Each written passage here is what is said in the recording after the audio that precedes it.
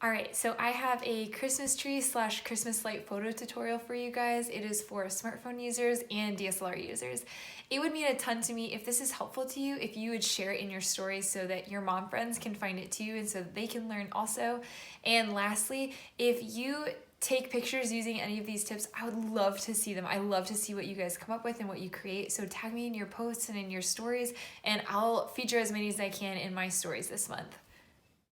We tend to think that we have to take Christmas tree pictures when it's dark to enhance the Christmas lights, but Christmas tree pictures can be really beautiful if you take them during the day using natural light. So here are some quick tips for both DSLRs and smartphones. Turn off all of the artificial lights and use only natural window light. If you don't have a window near your tree, is there any way that you can move your tree into better lighting just for the photos? Here's an example of where I used window light and took a Christmas tree photo. So the next thing I want to talk about is called bokeh. So do you see how in this photo the lights are like big shiny bubbles in the background?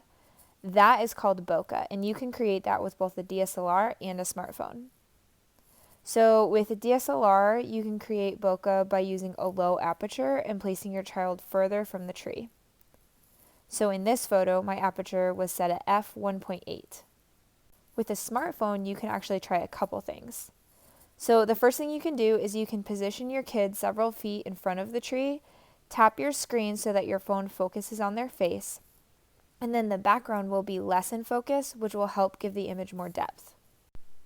Here's an example. I'm going to use my son's toy airplane, and you'll see I touch the screen and hold down on the plane, and it locks focus on the plane, which makes the background blurry. This next example was at night, and I could have used anything to find focus on, but my DSLR camera was already set up.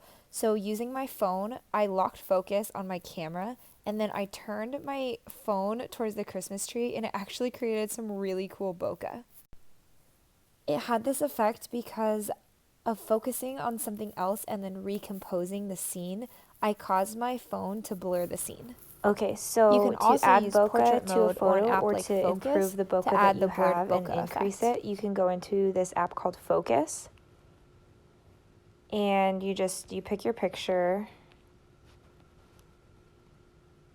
And it says it's calculating the depth of field. And then you can actually go in and it automatically does it for you. But so this is nothing. You can add more bokeh. I mean, you can go like crazy or just add, a decent amount. And it's really, really cool. It works really well. The next thing I want to talk about is how to take Christmas tree pictures at night. So I'm going to go over how to do this with both a smartphone and a DSLR. Turn off all other lights except for the Christmas tree lights. Let the Christmas tree lights work for you. So try having your kids face the tree versus face away from the tree. Turn the flash off. And then low light increases blur because your camera and your phone are trying to compensate. So any little movement is going to cause the photo to be blurry. Consider using a tripod to help steady the camera. And I'll give some more tips for DSLRs in a second. If you're using a smartphone, try holding the shutter button down for several seconds to take burst shots, which are multiple photos in a row. Here are some quick tips for DSLRs. Increase the ISO as high as your camera can handle it. Use a tripod. Set your aperture as low as you feel comfortable shooting at. Set your shutter speed as low as you can, but remember the lower it is, the more blurry it will be if your kiddo moves. Here are two examples. So my settings are the same in both of these photos. My aperture is f1.4, my ISO is 2000, and my shutter speed is 1/80. In the second picture, to achieve that extreme bokeh, you need to set your lens to manual focus and then twist the lens ring to blur the scene. So here I'm just twisting the lens ring on my DSLR and the blur is getting more and more pronounced, which is making the bokeh more and more pronounced. Thank you so much for watching. Don't forget to share and tag me in your photos. I can't wait to see what you guys create.